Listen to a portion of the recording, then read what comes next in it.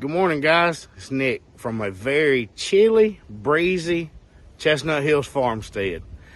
Now, I promised you, if you were with us on our surprise live this past Wednesday, I promised to give you a few more details on exactly what's been going on and why you've seen a difference with us. And we're going to get into that today. Stick around.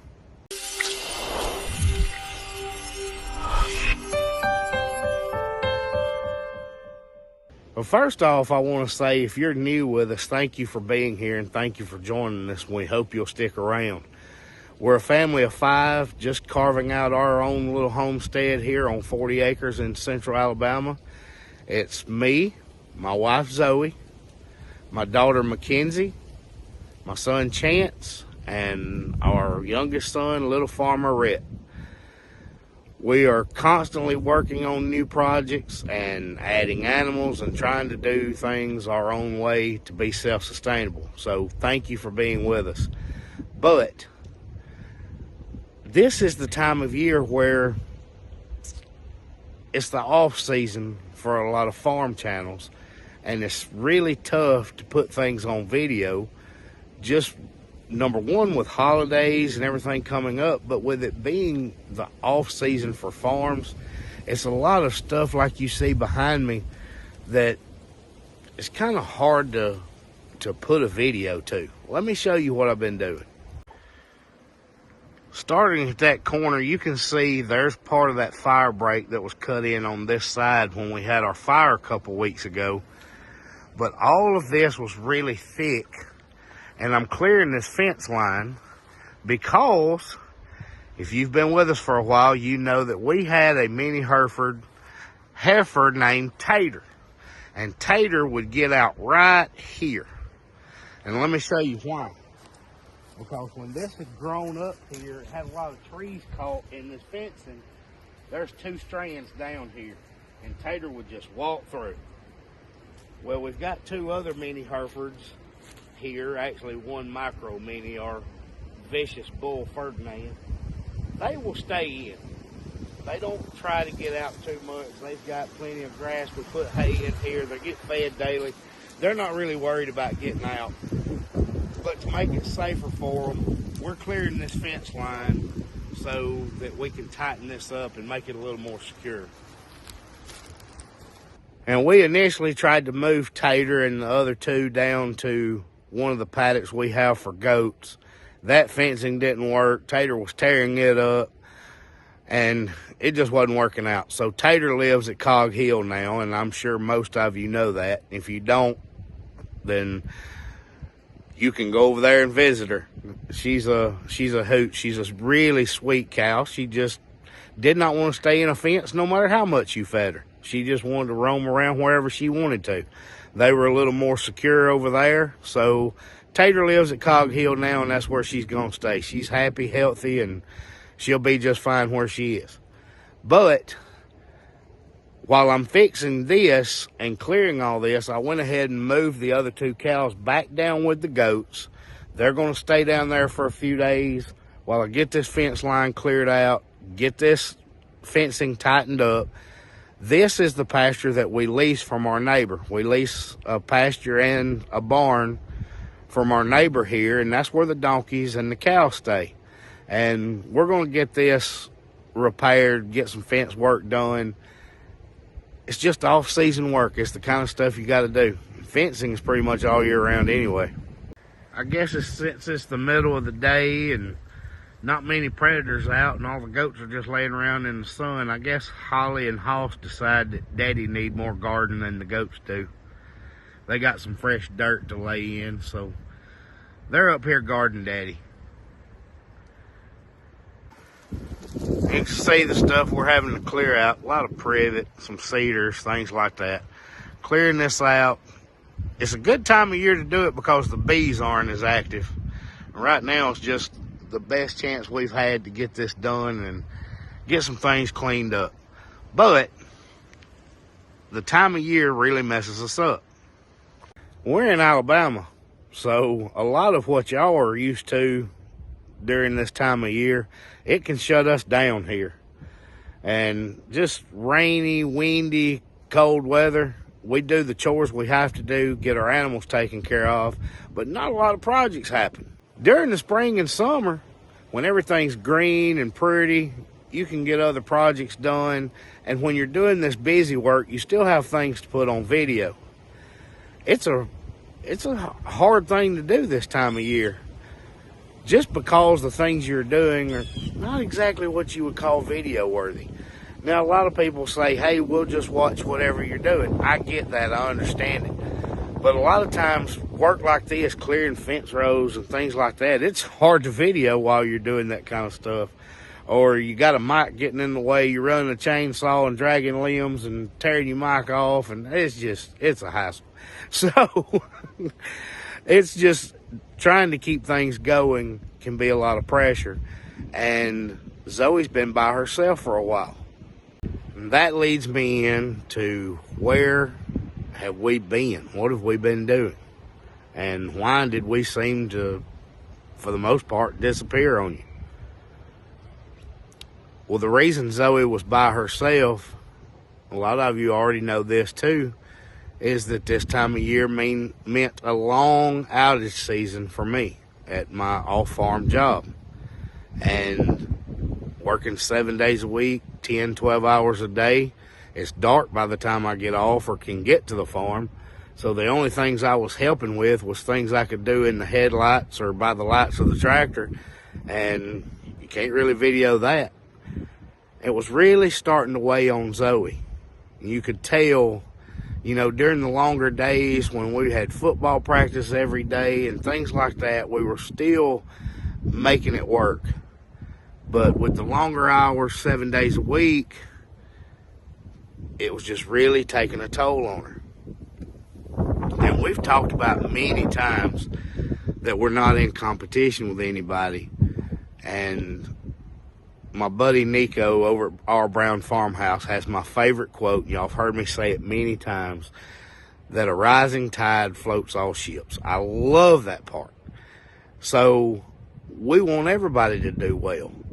The only thing is, it gets you into a much more dangerous situation if you get in the wrong mindset. That dangerous mindset is comparison. So during this time when Zoe is handling all the farm by herself, even though everybody's in an off season, everybody's in this time of year where your type of work completely changes, she's not getting as much done as what she wants to get done by herself. Or there's things she don't know how to do, or that she can't do by herself without me being here to help her or to plan out or whatever. So you get into this position where you're seeing what is happening on other farms, and you start comparing what you're getting done versus what they're getting done. Now, no matter how much I explain, Zoe, we'll get caught up. As soon as I come off these hours, we'll be back at it, we'll be fine. Then you're in this YouTube world where, well, if I'm not getting things done and we're not putting out content, then people are going to stop watching. And they have things to watch in other places, and we're not putting anything out. And that's when I made a decision. Let's go get this hay put out, finish getting the animals taken care of, and I'll tell you what that decision was and why.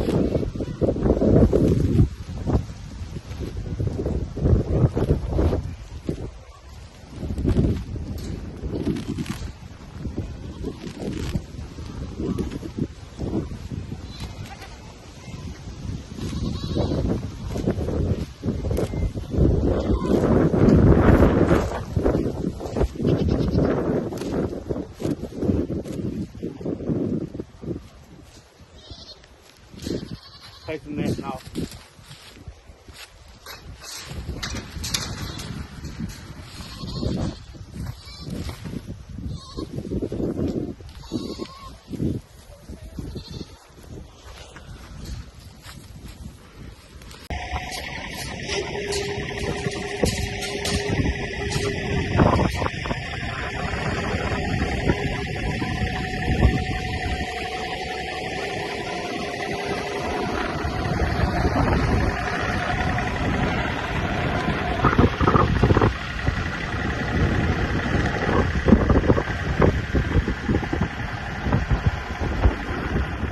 One of those hazards of filming while you're working.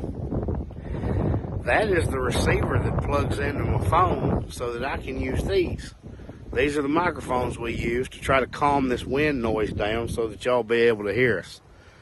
But there's supposed to be a little metal piece in here where it plugs into my phone, and that broke off a few minutes ago, so that helps keep the audio consistent and whatever. I hope the wind's not bothering too bad right now. But that doesn't have so much to do with time of year. That could have happened anytime. But that's one of the hazards of trying to video while you're working. So I'm just going to hope that the audio is decent here. But I told you I would tell you about the decisions that were made. And I made them and didn't really tell Zoe what I was doing. But every time she mentioned, I've got to get something filmed today, we've got to get a video done, I would tell her, Zoe, I don't have time to edit it, don't worry about it, we've got this going on, whatever. I pulled the plug on us putting out content for a couple of weeks. Now, we did have a video go out, and that was just me on my own, pulling some highlights from the year, and actually some lowlights too. Just talking about the year we had. I pulled that together on my own just to put something out so people wouldn't think that we had completely abandoned them or shut down. I pulled the plug on Zoe having to do it. And it was just because she got into this mindset so much of comparison, and we have to work at keeping each other out of it. But she is always worried about what somebody's thinking or somebody's reasonings for things. And as her husband, it's my job to try to keep her out of that. So I pull the plug for my wife's mental well-being. There was a lot going on, just in life in general. You know, most of you know her grandmother passed. There was a lot of things happening with the families, and it's the holidays. So with everything going on and me on long hours, it was just too much pressure on Zoe. And I made the decision, I'm going to end it. I'm pulling the plug until life calms down. And that's what we did. And I know a lot of people picked up on that during the live on Wednesday when I was talking about it. You kind of picked up that it was a mental break, or taking a break mentally, not a break, but we were taking a break mentally. Zoe just needed some time where she could just do farm chores that had to be done in the daylight before I got home. She had baking orders coming in. I just needed to relieve some of that pressure. Now, granted, Mackenzie helps her a lot with the baking side and the chores. But without me being able to be here to help her with the bigger stuff, the projects, the animal moves, things like that, none of that could be getting done. And she was starting to kind of drift into a comparison mode. And I didn't want that. Y'all know that we've had a lot of changes here over the last couple of years. And if you're new, I'll explain it to you. We started out as a working farm. We produced pasture-raised poultry, chickens, and turkeys. We raised ducks. We raised pigs. And all of that was so labor intensive, I've made a lot of decisions to back things down. It doesn't mean that we're getting away from it or that we won't ever do it again. It means that as long as we weren't living on the farm, I needed to back some of that labor off of Zoe. Well, now that she is also working an off-farm job, it had just gotten to be too much. And if I can't fill in on those off days or don't have off days to fill in, then it was a decision that needed to be made. I hope that y'all didn't leave, or that you say they're not consistent, I'm not going to watch them anymore. That's what she's worried about. If that is, that's so be it. I'm just explaining where we've been and why, and I promised to go a little more in depth with it. Y'all, it was just getting to be too much. And doing YouTube I enjoy it. It's fun. Even though I break things trying to film while working, things happen. I enjoy it, and I enjoy the interactions, and I enjoy our followers, and most of the time the comments. But the pressure of that extra job was not worth my wife's mental well-being. This is not our job. We have jobs outside of here. This is just regular life, and it was time to take a break from it. Sorry, without the mics, I had to get back in the truck just so you'd be able to hear me. But as I was explaining, it came down to, if we couldn't keep up with our standard and what we were wanting to do, then I wanted to keep our mindsets out of the comparison game. And if we're still producing content and it's not up to what we want it to be, then you get in that mindset, and it wasn't a safe place. So I hope you understand that. But it's like I explained in that last video, we've got a lot left to do. There's plenty of projects coming. We're not going anywhere. I just wanted to settle things down some, get back into us being us, have some time to recharge a little and get back on track, and hopefully get out of that mindset where you're so worried about being up to par, if that makes sense. We made it back home from the farm, and I don't want to end on such a serious and negative and blah note. So if you want to go, let's go look at Christmas lights. Here's the first one. Look how cool. That's pretty nice. All the inflatables. I was expecting much bigger displays on this route. Look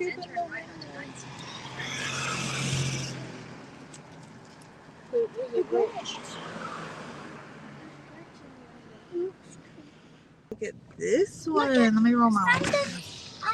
Moving. You see stuff moving? See? Something's moving. I see. Look.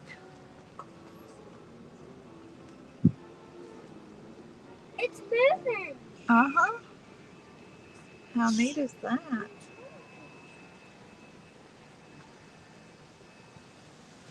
There's Santa Claus. Oh, hey Santa! How are you? Good. How are y'all? Well, all right. Yeah, hey, will you say hello to our friends that are joining us on our video? Yes. Merry Christmas. Thank you so much. Look at that. Well, he was nice. He was so nice. What? Oh, he's got a photo area. Are you a colored lights? Colored light. Red is a colored lights. Oh, how pretty. Yeah, I'm not going to eat that candy cane. Oh, how pretty.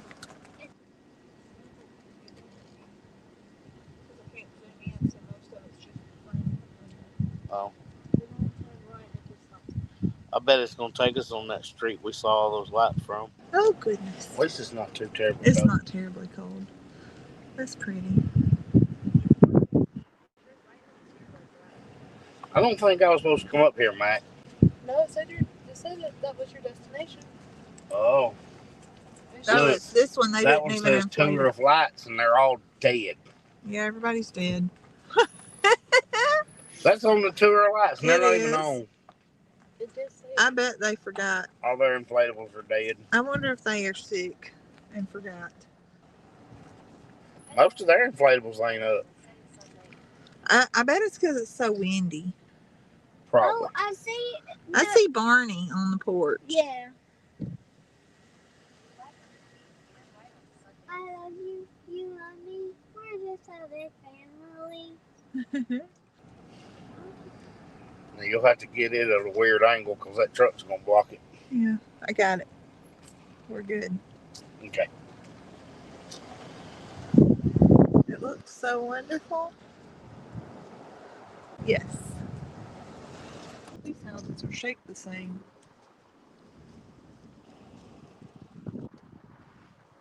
I wish they'd open their curtains so I could see in there. Zoe. No, So creepy. that would be creepy. That would be really creepy.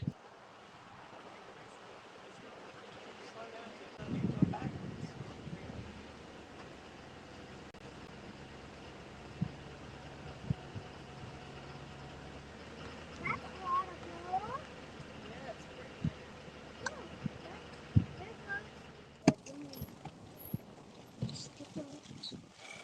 Ooh, Wow. look at that, Rhett. That's a lot of green. That looks like Grinch. It's a lot of green and red. That one's got to be it. Oh. Well, it should be. That is so cool. Look at this one. What if we put lights like that around our animals? That's so neat. Max says that's not even it. It's like it's around their fire pit and stuff. That's pretty They said cool. it the whole minute away. It's all around their entire house. Going straight. Look at that giant Santa. Huh? They park Don't up turn under. That's Look, they park up under all the lights. cool. I want to see Chris. This is the one I could see, and it wasn't on the map. Yeah. So I'm going. Could you imagine decorating a hillside like that? Look at this one, you guys. Wow.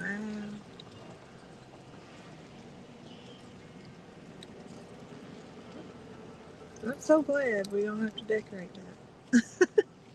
Where's Coach Heath? We may have to do that one when we hit the Montevallo one.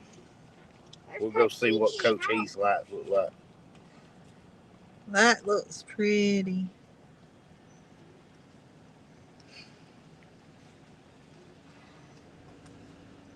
Stumble upon. Okay, that means that I can pause.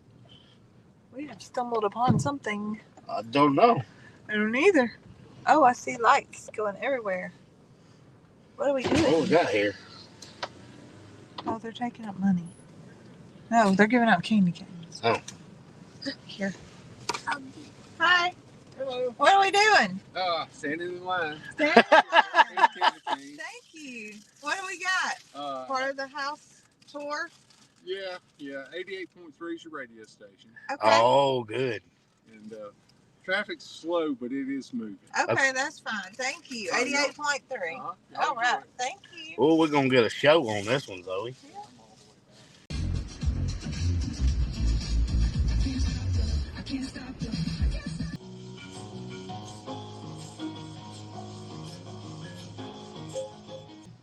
Yep.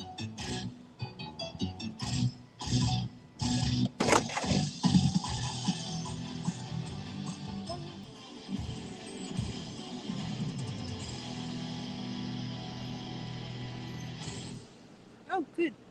Good job. Right in time. That was crazy. Guys, stick with us. I promise you there's a lot more coming, and I hope you'll be with us for it. Thank you for watching, and we'll see you next time at Chestnut Hill Farmstead.